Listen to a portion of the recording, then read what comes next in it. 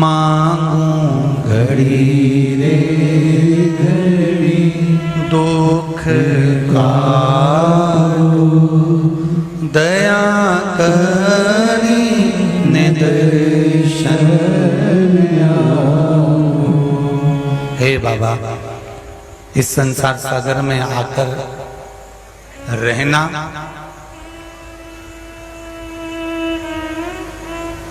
और रहकर भी सहना बहुत कठिन है।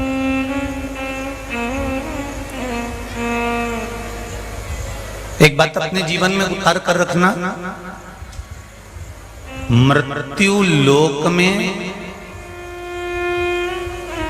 जितनी भी नारियों का जन्म होता है, स्त्रियों का जन्म होता है, बेटियों का जन्म होता है, इन बेटियों में, इन नारियों में, इन स्त्रियों में आधा स्वरूप शंकर का विद्यमान होता है।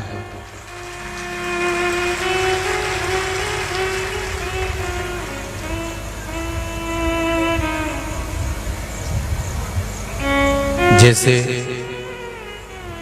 बाबा देवादिदेव महादेव ने विष पिया,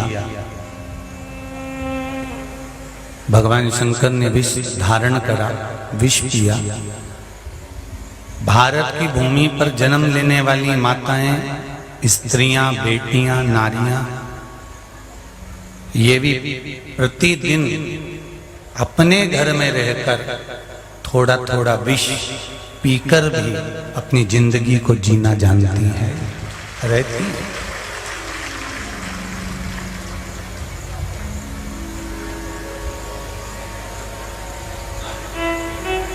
एक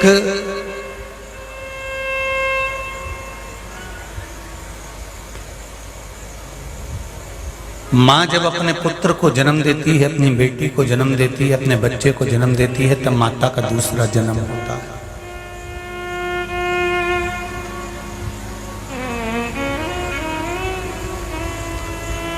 तप की मुद्रा है घर की बेटियां, साधना की मुद्रा है हमारी घर की बहू, श्रद्धा और विश्वास की मुद्रा है हमारे घर की बुजुर्ग माताएं। इनका एक स्वरूप शंकर से जुड़ा हुआ होता है,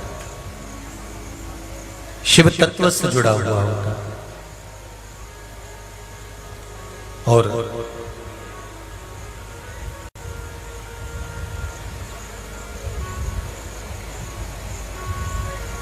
इसलिए जितनी भी माताएं हैं, जितनी बेटियां हैं, जितनी भी माएं हैं, ये अपने कर्म को करते करते करते करते अपने जीवन को कब समाप्त कर देती हैं ये पता ही नहीं चलता।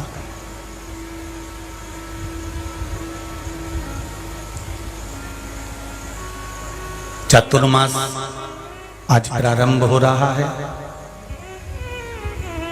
चतुर्मास आज से प्रारंभ होगा। भगवान देवादिदेव महादेव कार्य संभालेंगे, शिव अपना क्रम प्रारंभ करेंगे।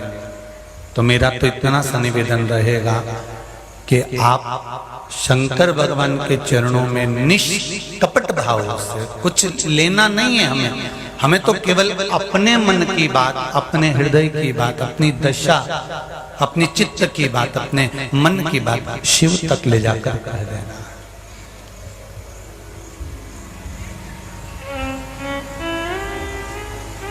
तेरे मंदिर में आना मेरा काम है और मेरी बिगड़ी बनाना तेरा काम। उसके दरवाजे तक हम पहुंच गए, उसकी चौखट तक हम पहुंच गए, उसके द्वार तक हम पहुंच गए। उसके बाद मर्जी उसकी है, मन उसका है।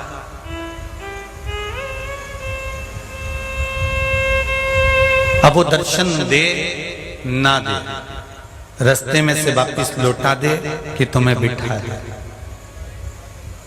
ये उसकी मर्जी। तेरी कृपा बिना न हिले एक भी अणु, लेते हैं श्वास तेरी कृपा से तनु तनु।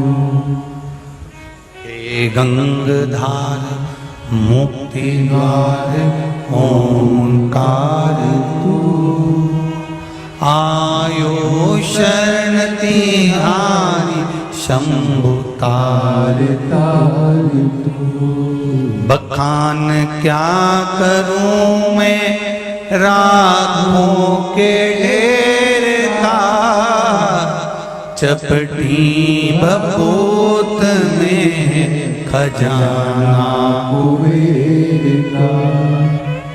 जिस शिव के जिस स्वरूप में संपूर्ण विश्व का कल्याण छुपा हुआ है, उस स्वरूप को पहचानने में हम बहुत देरी कर देते हैं, बहुत देरी।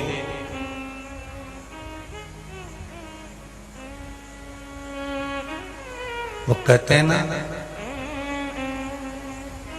जब भगवान दांत देता है तब चने नहीं देता है।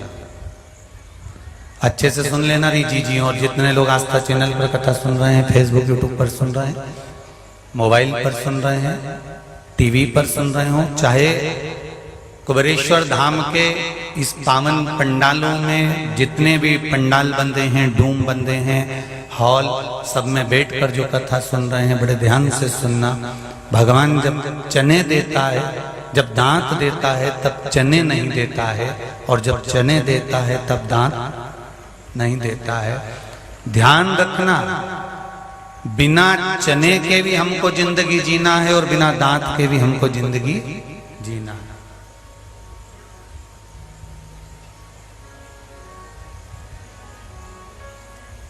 अपने नेत्रों के अश्रु को, अपने आंख के आंसुओं को कोई दूसरा आकर पोंछेगा, आस मत लगाना।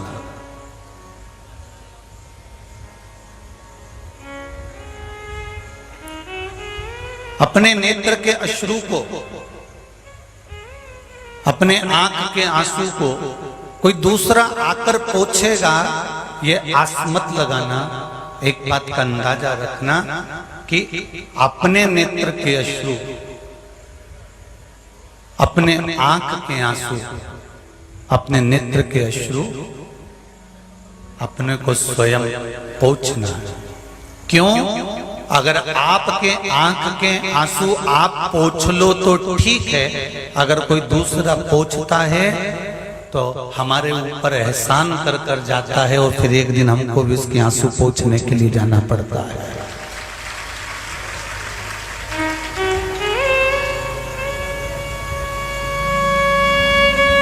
हमें दूसरे से आस नहीं लगाना। मेरे बाबा तेरी नौकरी सबसे बढ़िया है, सबसे करीब तेरे दरवाजे की चाकरी सबसे बढ़िया है, सबसे करीब। हमें दूसरों से आस नहीं लगाना, हमें अगर आस लगाना है तो देवाधिदेव महादेव से लगाना।